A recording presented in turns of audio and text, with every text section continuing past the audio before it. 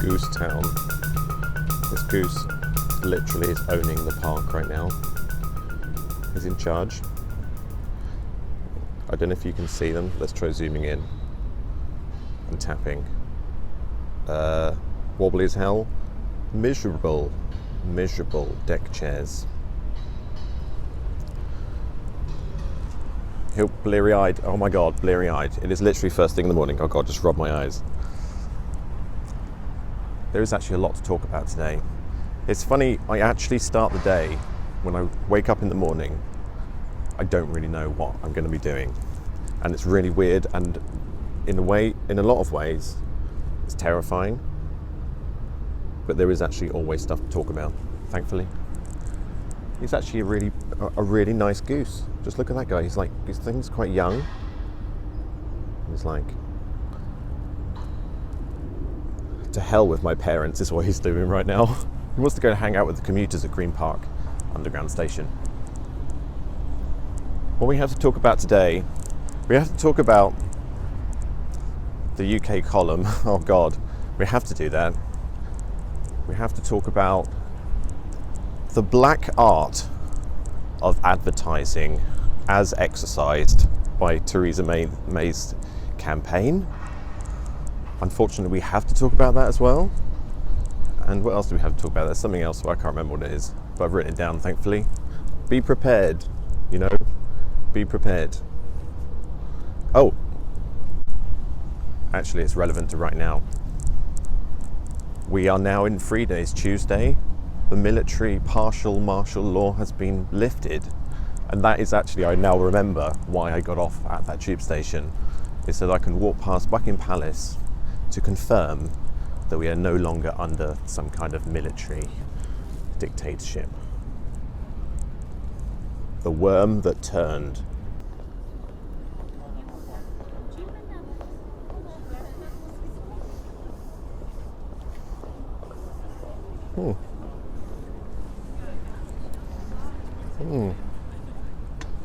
It's back to normal. That's what it's designed to do, presumably, is to then make us feel that just going back to normal, highly armed, vicious, sharpened police state, that is sort of better, nice.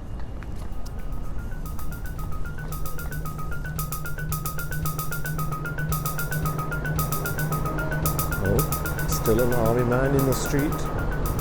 Going to get a passport, presumably. The passport office. Do you need a passport if you're being sent overseas in the army? I don't know. Haven't got a clue. Well, you know, I have got limited time in the day. If I end up doing a section near the passport office, it's not exactly the most thrillingly exciting place in the world. That arch is part of Victoria Station. Now, I'm sorry if this next part of the video might trigger you slightly, but I have to talk about the UK column. Isn't necessarily my favourite set of people anymore, and it's mostly because they've decided that I'm some kind of they've decided that I'm trying to destroy them, which I'm not. So I'd never say that what I'm about to say now on like a main channel video, because it would be quite harmful for them, I think. But I think possibly they might have lost it. There were some people who contacted me asking me about a thing they'd seen on the UK column that they were talking about and say was a real concern with Theresa May, which was the Armed Services Deployment Royal Prerogative Bill, which would give Theresa May the ability to secretly deploy the special forces, and also means that she doesn't need to get parliamentary approval for the deployment of forces in what is termed an emergency situation. And obviously people contacted me to ask me about it because they were concerned, because it sounds really terrifying, a little bit like a menacing police military state taking over. And when I looked into it, I thought, okay, yeah, sounds interesting. I haven't heard of this. That's weird. Okay, let's look into this. But it's dead in the water. It hasn't got a chance of going into law. In fact, it hasn't even been read in the House of Parliament for now over a year. So it's been sitting there not doing anything. It's a private member's bill from the House of Lords. It's never going to become national law. So I really don't understand why UK Column are ramping it up as if it's a really concerning thing and just proves that Theresa May is trying to take hold in a police state. I mean, there are other ways to show that. I don't know, it feels a little bit like fear-mongering to me. I don't really know why they did it. I look back at the videos where they were talking about it and everything, and yeah, they talk about it as if it's like a real danger of it coming into force, but it really isn't. It's dead in the water, and in a way it's almost pointless me talking about it. And there we go. That was the really panicked middle bit of the video in a place really unexotic altogether. Hopefully the next bit will be nicer. A little bit nicer, possibly. Not much nicer though. And I think it's about to hammer down with rain, which will be interesting. Oh God, have you seen it yet? Have you been targeted yet by the black ads?